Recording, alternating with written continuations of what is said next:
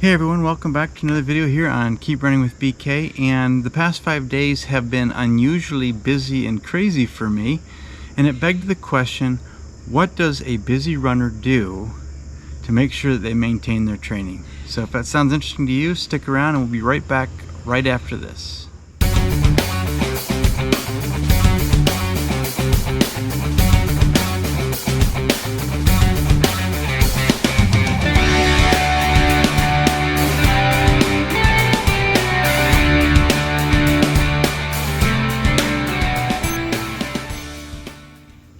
Hey everyone, again welcome back to another video here on Keep Running with BK. And as I said in the introduction, it has been a crazy week, the past 5 or so days, and that isn't very unusual for me. Generally speaking, I'm very busy with lots of things going on, but for the most part I am able to maintain a fairly predictable, fairly consistent schedule, as I am a extreme creature of habit, which makes life for me a little bit easier to plan. Things are predictable and I know where everything needs to fit, but every once in a while things come up and I have to evaluate, how do I juggle things around to make this work? And one of the challenges of being a creature of habit is we can get very dogmatic about our week, our plans. We can get so locked in that when things like this come up, we can get anxious and we can start to panic and we start to stress out a bit. And today I just want to talk about how I navigated the past few days and maybe come up with some general tips for you of how to juggle your training week when situations like this come up. So I knew early last week that I was going to have a busy 5-day stretch here. I had a fun convention here locally that I was going to be going to on Friday and Saturday, and then Sunday I was getting up and had a busy morning and then a full day of driving to go to a conference that was going to require a lot of driving, and then I'd be at the conference for basically 2 days within a long drive back on Tuesday.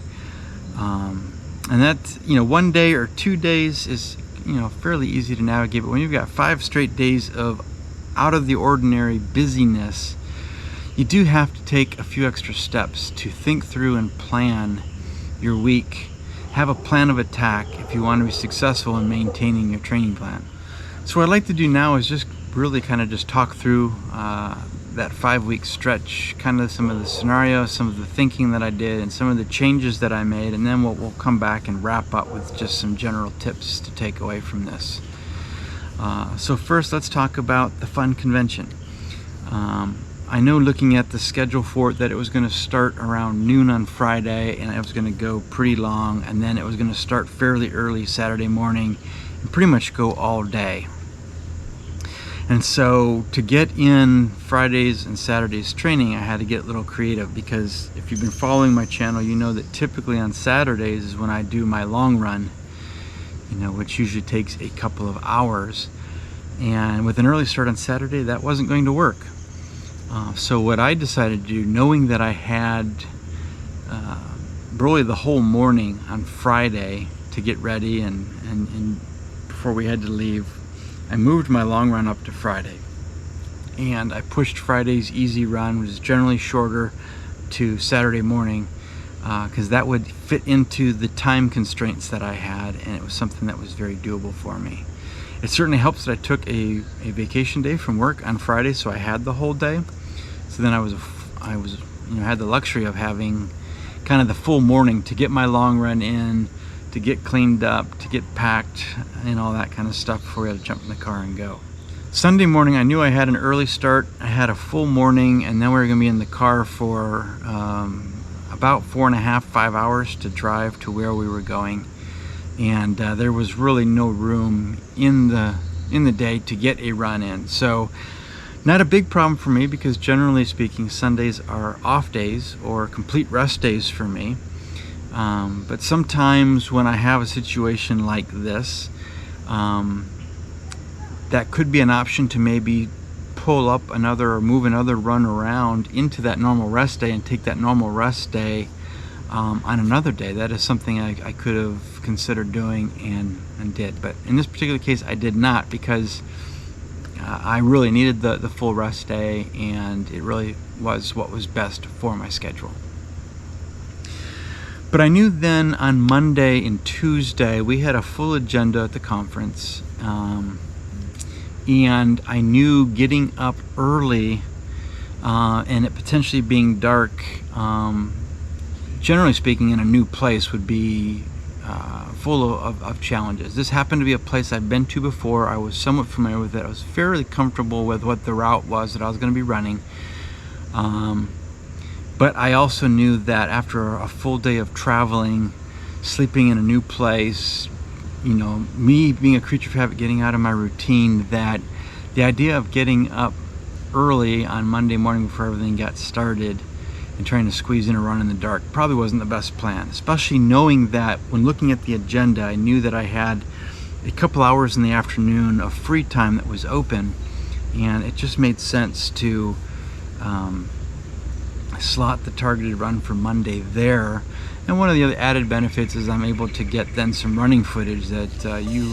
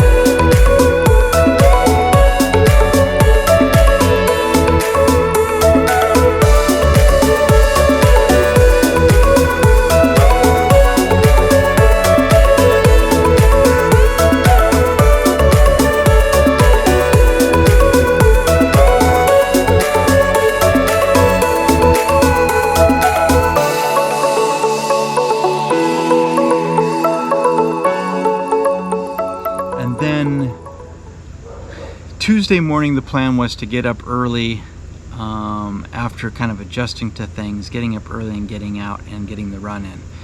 Unfortunately, one of the things that I wasn't expecting is getting a little bit of extra rest and, in a sense, getting away from the normal routine and all the stress and all the demands of a busy job and just a busy schedule and a full running schedule, my body was actually trying to catch up on some much needed sleep. And it was just telling me that, this just isn't a good idea. Let's just take an extra rest day, sleep in a little bit more, get things packed up, get the car all packed so that after the morning session we could just jump in the car and go. And part of me wanted to stress out about that, but one of the other things that I think is important to consider when you have travel plans or you have just a very busy schedule that mixes things up from what you're used to, there are times where an extra rest day is what is needed, and it's not going to mess up things. Especially in this case, it was a planned, short, easy day, just up to an hour of just easy running. This was located up in the mountains, so it wasn't going to be necessarily easy no matter what. It was going to be up and down or just circling around cars in a parking lot. And so just taking that extra day was probably a good choice. Now, had that been a day where I had a quality or a speed workout planned, then perhaps I would have maybe jostled some things around in the schedule, moved a few days around to make sure that a day I could get that in and would get in because it's a priority workout for the week. Or I might have reevaluated what I was trying to accomplish in that goal. For instance, it was intervals this week.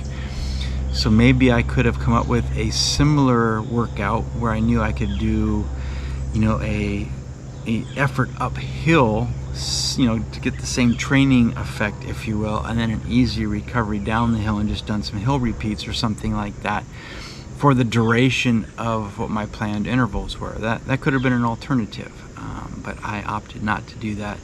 Since I knew I would be back home, Wednesday morning was my regularly scheduled interval day this week, and I knew that I could fit that in. So that was kind of what I had to deal with the past 5 days with a convention and a conference and some travel days, being in a new place, and that sort of thing, and some of the thought process and decisions that I made given the context of that situation. Now what I'd like to do is just share with you some general principles to keep in mind when you've got something coming up. And I want to emphasize coming up because the first tip I want to give you is when you know that you have this coming up, do some planning. All right, sit down and think through the schedule so you can identify where you've got fixed appointments, fixed time slots that you're not going to be available. You can look at what your options are so you see what the moving pieces are that you can juggle around, so that before this time comes you have the best plan you can put forward, so that you're calm, you're relaxed about it, you've thought through it, you have a plan. And then, as things happen with plans, I am a project manager in real life, and there's always changes to plans, but a plan at least gives you direction. It gives you a structure to work within, and it does make many things somewhat predictable, and a lot of things do go as planned. But it's better than just getting there and just winging it, when oftentimes winging it sometimes gets us into trouble and we just don't feel motivated, or we just make excuses, to be quite honest. The other thing I think is a general tip is research the location you're going to be at. So that way you have time to really think through, where am I going to run? If I'm in a new place that I haven't been to, or even if it's a place you're familiar with but you haven't run there before and you haven't thought of this location as a place to exercise or to run, it gives you a chance to look at what your options are, plan out the route, plan how you're going to get there. If there's unique terrain, you might need to bring different clothes or shoes to wear in order to deal with that. On a similar note, look at the weather forecast for the location and see if you need to bring different gear with you. Looking at the weather report, was expecting to have rain the entire time we were there, so I made sure I brought a rain jacket, I brought a hat to wear. I planned accordingly with the clothes that I was going to pack to make sure I had some additional socks and things like that, that if it's raining all the time and I've got other activities going on at this, and for whatever reason I get wet and I have to change clothes, I'm not short on socks or something like that after a run because I didn't pack extras. So things like that are just good things to keep in mind, so you can plan ahead, and therefore when you have that chaotic busyness that comes up, it doesn't shipwreck your training, and you can so then you can enjoy your training and stay on track if you're on a specific training plan.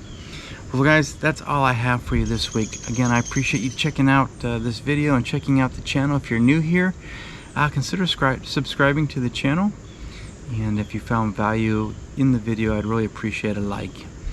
You can follow me on Twitter and Strava. I'll put links to those down in the show notes. And until next time, stay safe, train smart, and keep running.